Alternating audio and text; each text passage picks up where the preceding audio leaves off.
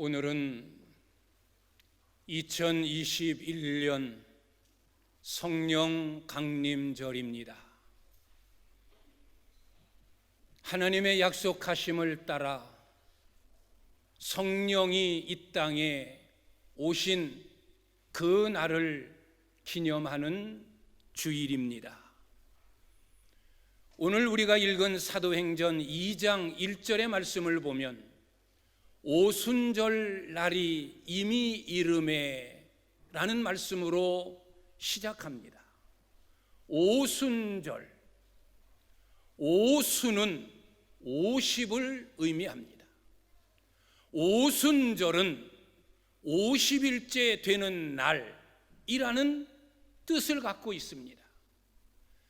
성경은 50이라는 숫자와 아주 밀접한 관계가 있습니다. 왜냐하면 50일째 되는 날에 아주 중요하고 귀한 일들이 많이 일어났기 때문입니다. 구약 성경을 보면 이스라엘 백성들이 애굽에서 나온 지 50일째 되는 날, 하나님은 모세를 시내산으로 불러 올리셨습니다. 그리고 그에게 율법과 계명을 주셨습니다. 애굽으로부터 나온 지 50일째 되는 날, 이스라엘 백성들은 하나님으로부터 율법을, 계명을 받은 날입니다. 얼마나 귀하고 복된 날입니까? 하나님이 계명을 주신 날. 그리고 그 백성들은 광야 40년의 생활을 지나고 하나님이 약속하신 땅 가나안 땅에 이르렀습니다. 이미 모세를 통하여 광야 40년 생활을 하는 동안에 하나님은 모세에게 말씀하셨습니다. 너희는 1년에 3차례 절기를 지켜라. 유월절과 무교절, 그리고 77절, 그리고 수장절을 지켜라. 모든 사람은 1년 3차례 반드시 이 절기를 지켜야 된다. 이 3가지 절기 중에 77절, 77절이라는 것은 7일 곱하기 7입니다. 49, 77절. 49일이 지나고 그 다음 50일째 되는 날, 온 백성은 농사를 지은 보리와 밀의 첫 수확을 하나님 앞에 드리는 절기, 그 절기가 77절입니다. 다른 말로는 맥추절이라고도 말합니다. 또 다른 말로는 초실절이라고도 말합니다. 이 77절, 맥추절, 맥추의 초실절, 이 날을 언제 지켰는가? 6월절이 지난 후 50일째 되는 날, 역시 이 77절, 맥추절, 초실절을 지키면서 농사하게 하신 하나님, 추수하게 하신 하나님, 하나님의 은혜를 기억하며 하나님 앞에 첫 열매를 드리며 감사했던 절기가 77절, 초실절, 맥추절이었습니다. 이때가 역시 이스라엘 백성들이 애굽에서 나온 지 6월절을 지킨 지 50일째 되는 날이었습니다. 이처럼 구약에서도 50일째 되는 날, 귀한 날, 아주 중요한 날, 하나님으로부터 율법을 전수받은 날, 처음 농사하여 하나님 앞에 예물 드려 감사하는 날, 그날이 바로 50일째 되는 날이었습니다.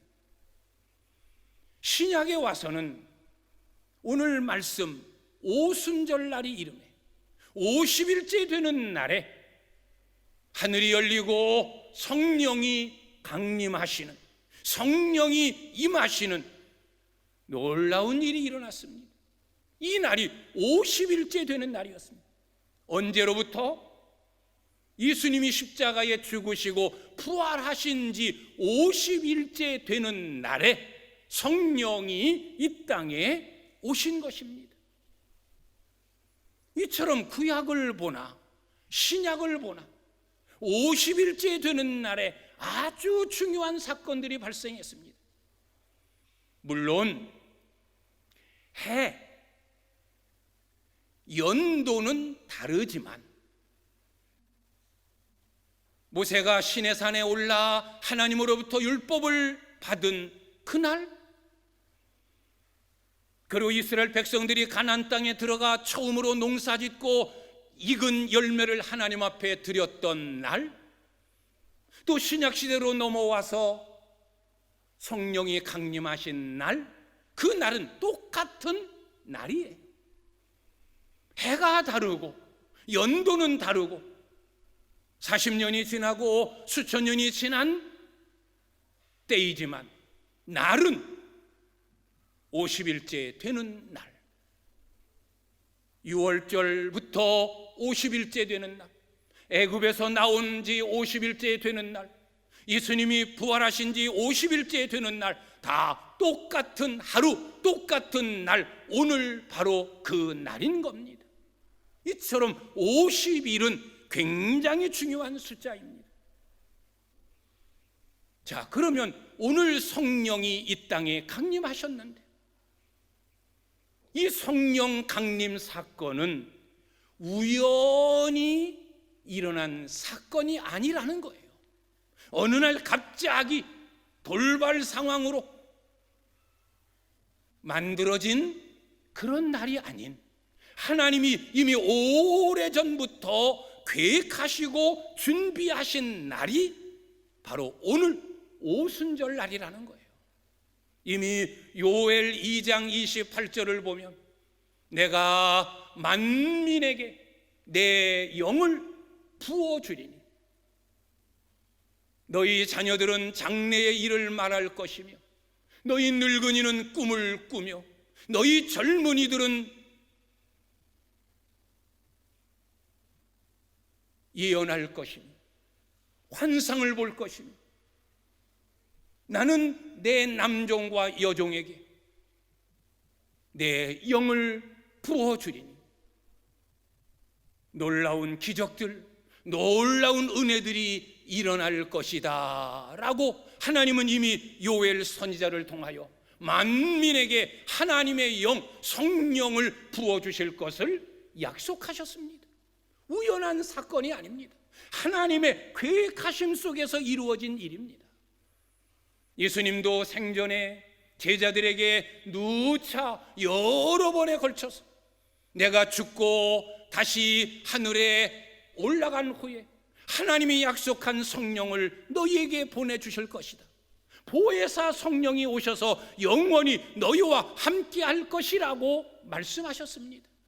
성령 강림 사건은 우연히 갑자기 만들어진 사건이 아닙니다.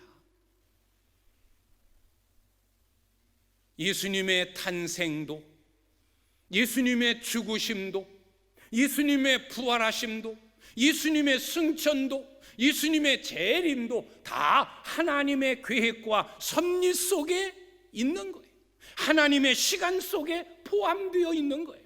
그래서 때가 됨으로 인하여 구약에서 예언했던 예수님이 사람의 몸을 입으시고 오셨고, 그에게 많은 선지자들이 예언한 대로 고난받아 십자가에 죽으셨고 부활하셨고 하늘에 승천하셨고 또 예언하신 대로 곧 예수님은 이 땅에 다시 오시는 재림하실 것입니다.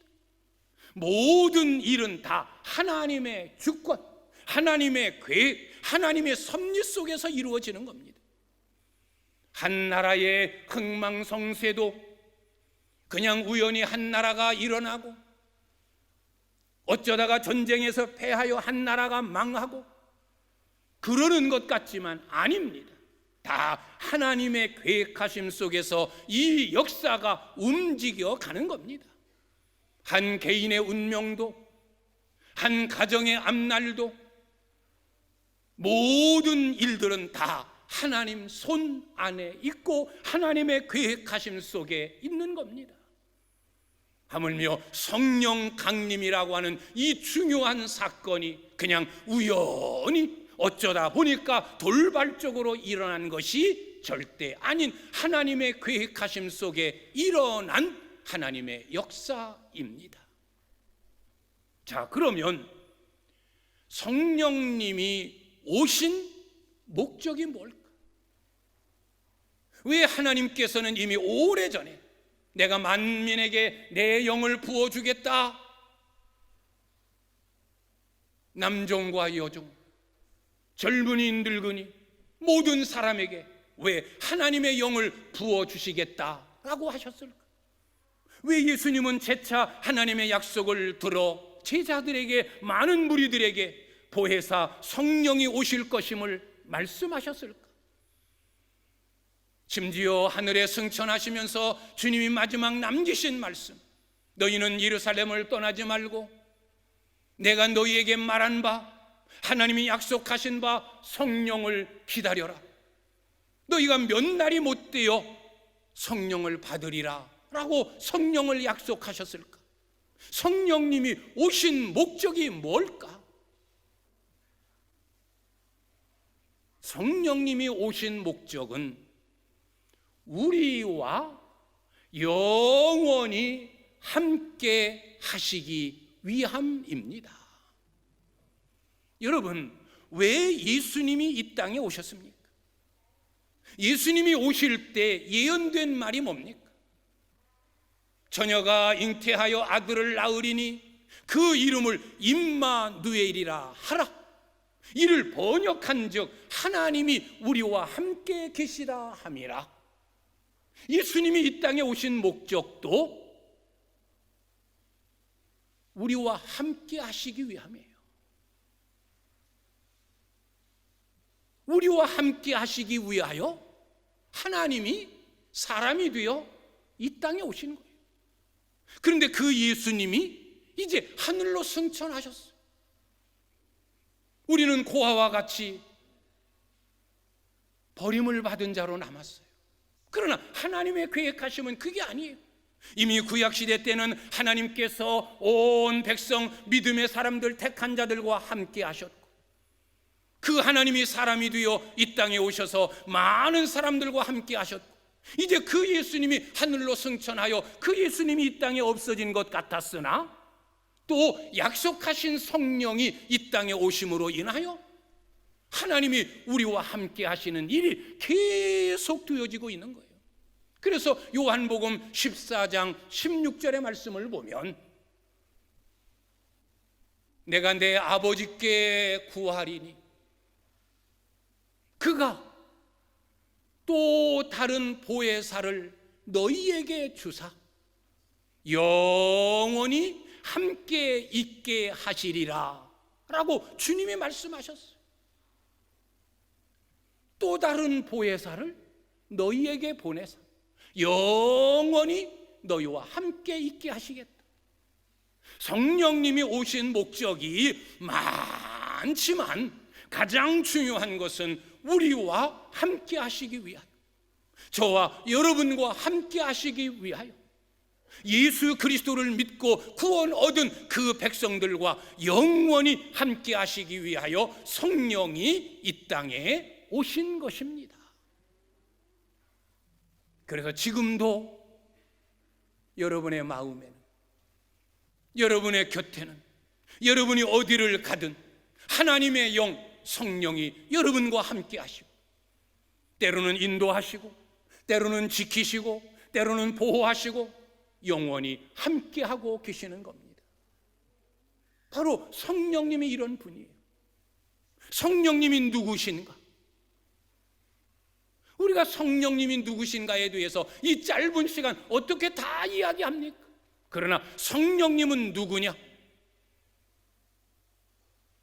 예수님이 말씀한 것처럼 보혜사, 다른 보혜사, 보혜사 성령을 우리에게 선물로 주신다고 했어요. 성령은 하나님이십니다.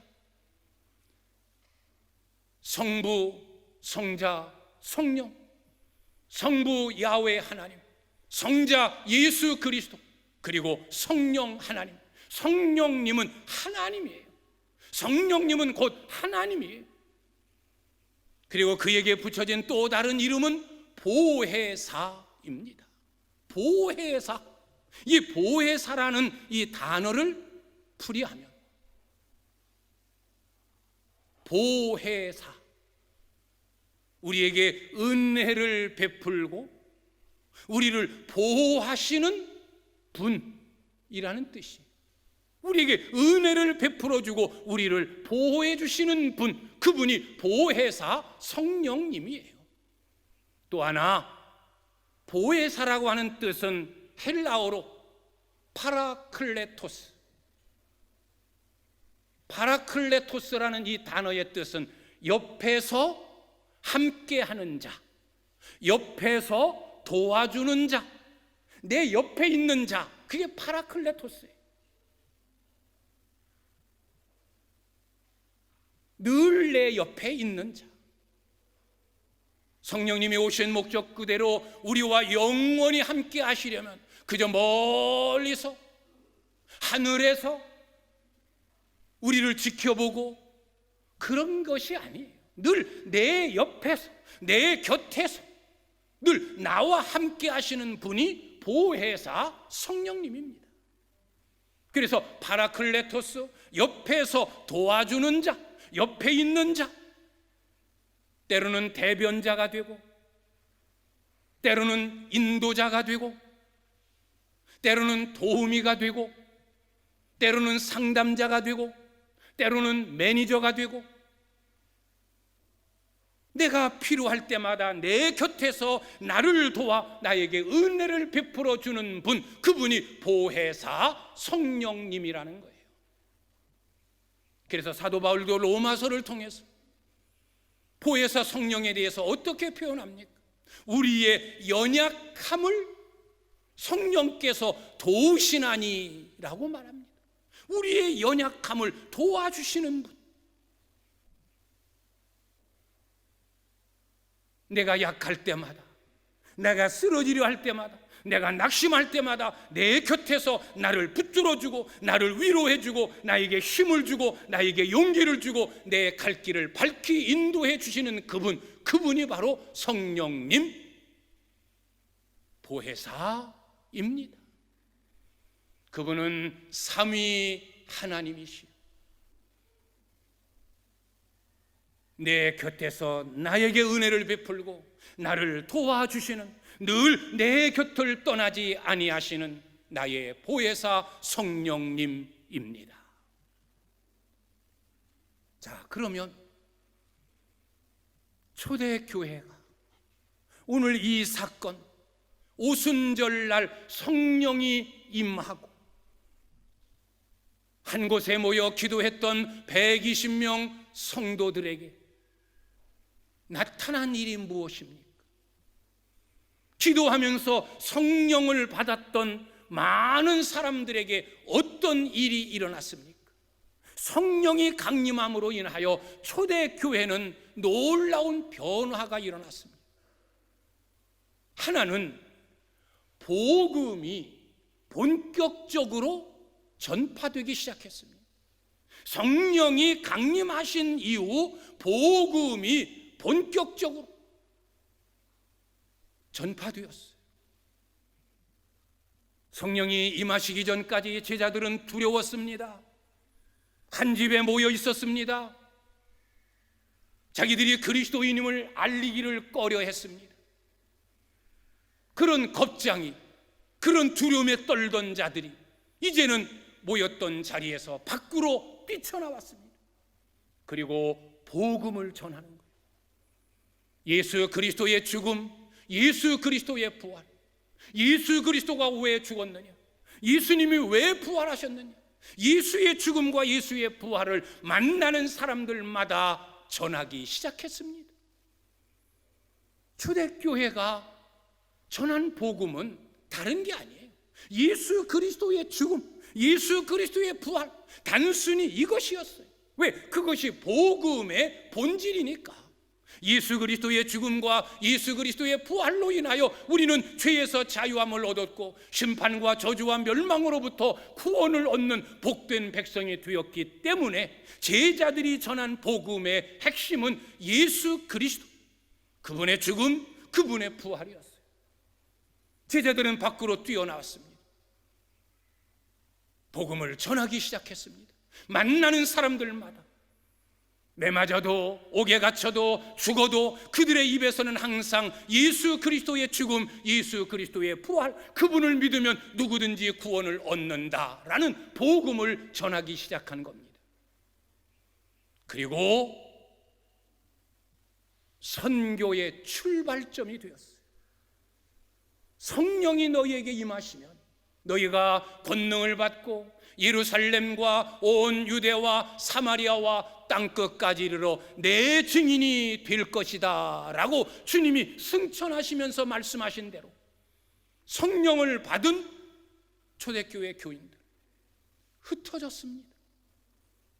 예루살렘에만 머물러 있지 않고 유대로, 사마리아로, 땅끝까지 그들이 갈 수 있는 곳이면 어디든지 복음을 들고 그들은 흩어졌습니다.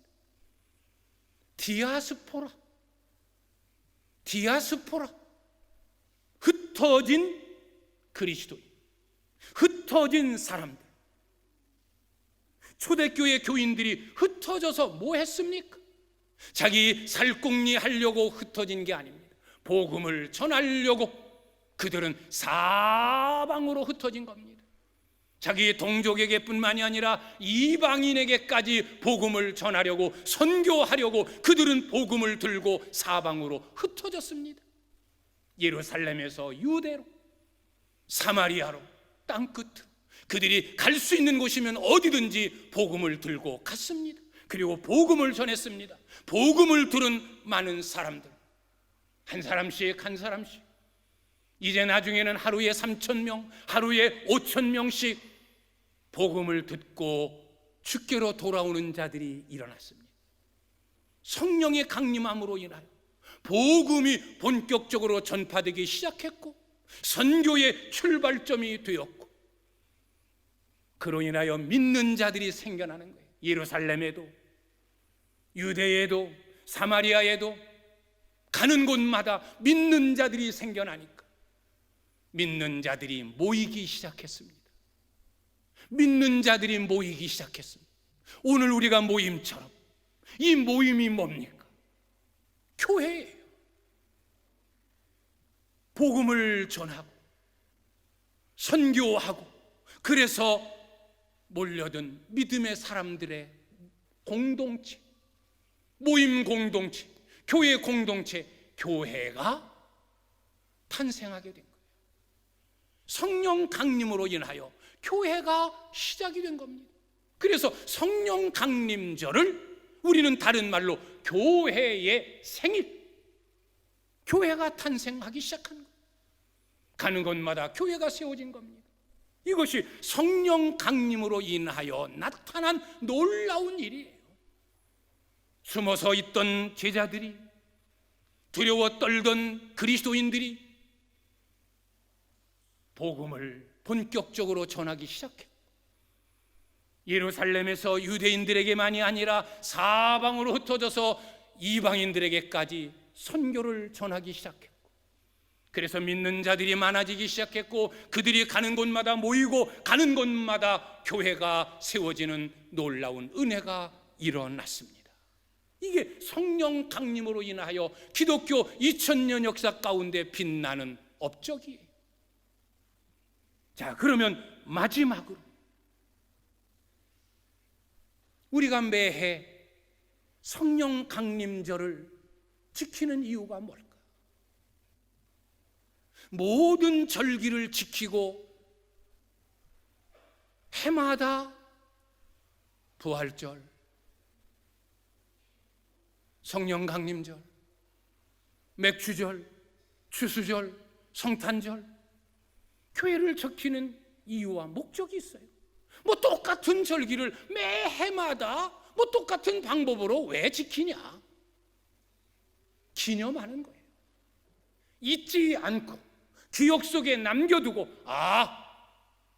부활절을 통해서 우리에게 이런 은혜가 임했구나, 성탄절을 통해서 우리는 이런 은총을 입었구나, 성령 강림절이 우리에게 주는 메시지는 이런 것들이구나. 해마다 절기를 지키면서 그날을 기념함과 동시에 하나님이 우리에게 주시는 메시지, 절기를 통해서 주시는 교훈, 그래서 그 메시지를 통해서 우리가 새롭게 결심하고 다짐하는 거예요.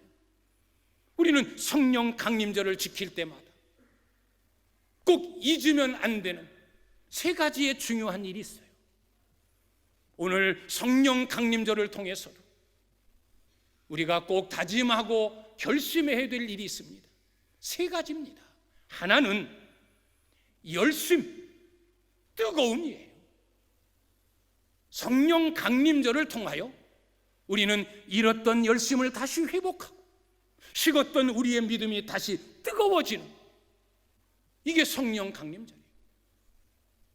예수를 잃어버린 제자들, 두려워하고 떨고 복음 전할 생각하지 않고 한 곳에 모여서 벌벌 떨며 두려워했던 그들이 성령 강림을 통하여 그들은 담대해졌습니다.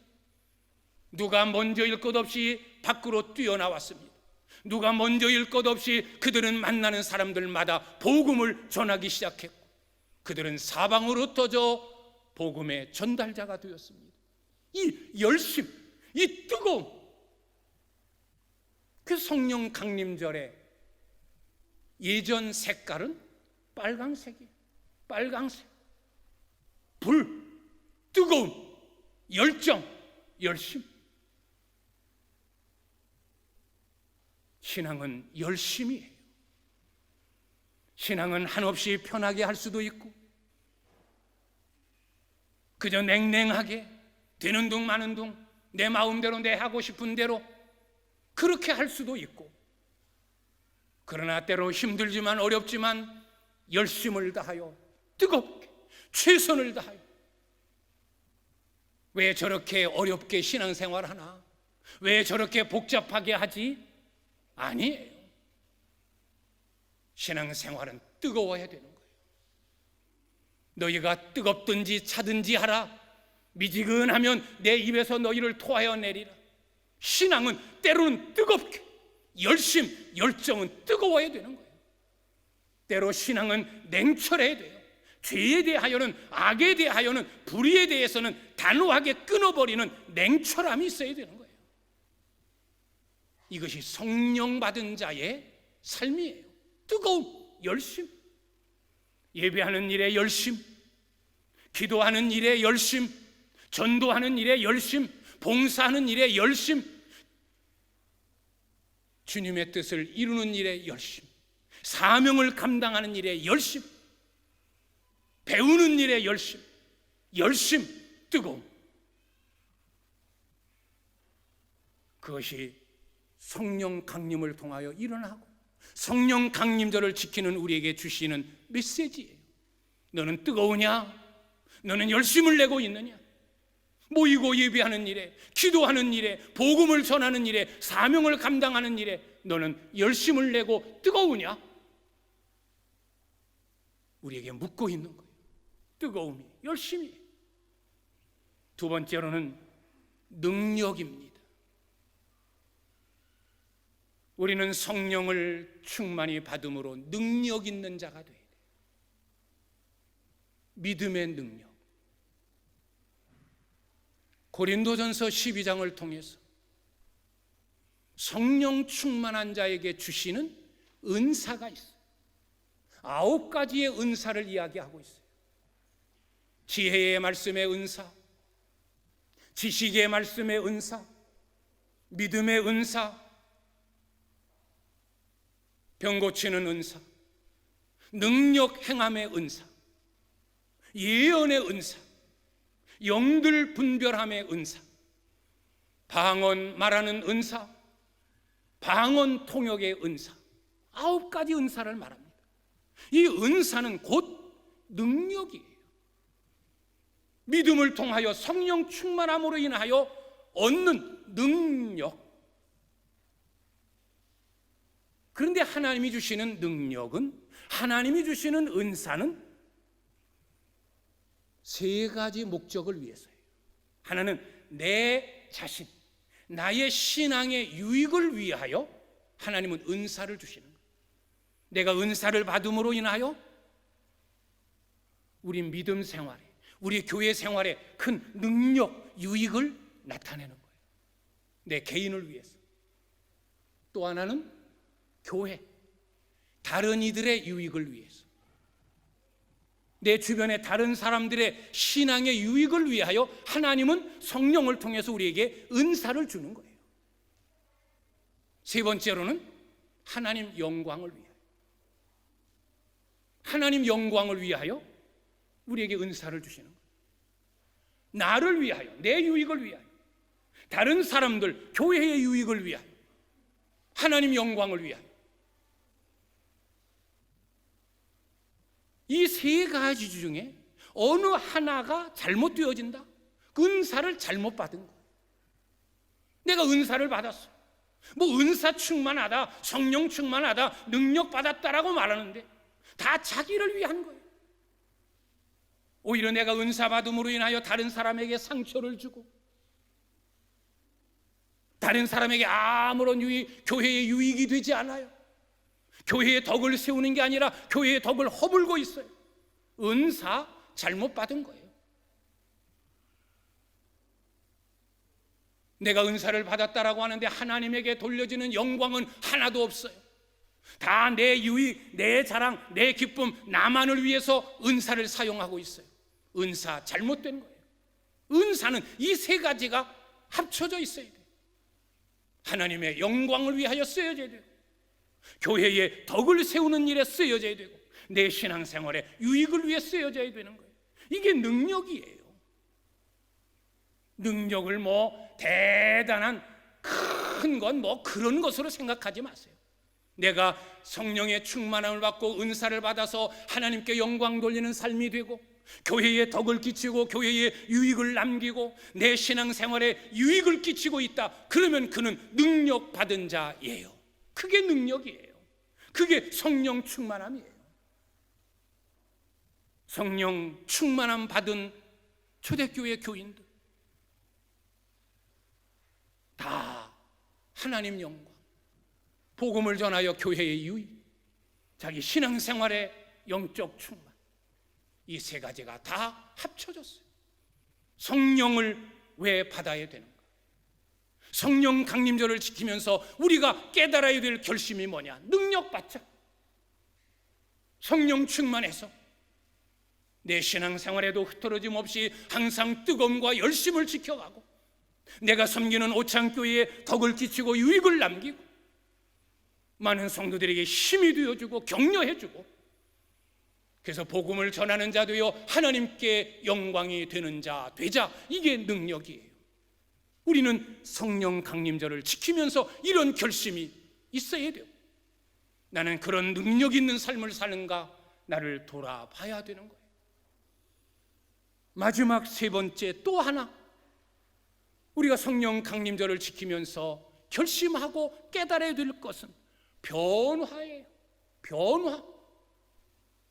성령 충만 받은 제자들 어떻게 됐어요? 변화되었어요.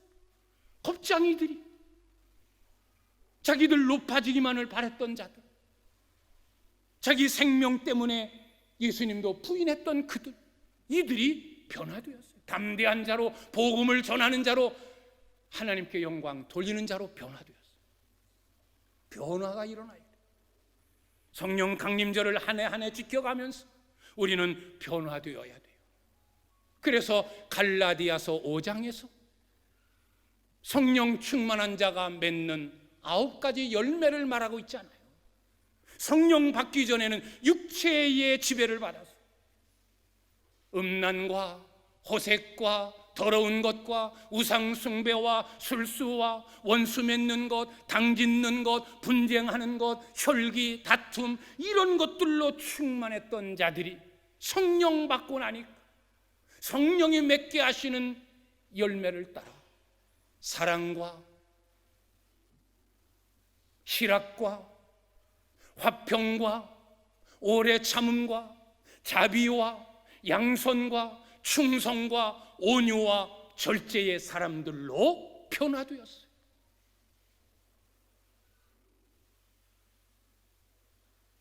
성령 충만 받고 나니까 땅에 속한 것, 육체에 속했던 모든 죄의 욕심과 정욕들은 다 십자가에 못 박아버리고 성령 안에서 새로운 사람들로 변화되었어요. 이게 성령의 열매를 맺는 거예요. 변화됨. 여러분은 어떻게 변화되어지고 있습니까?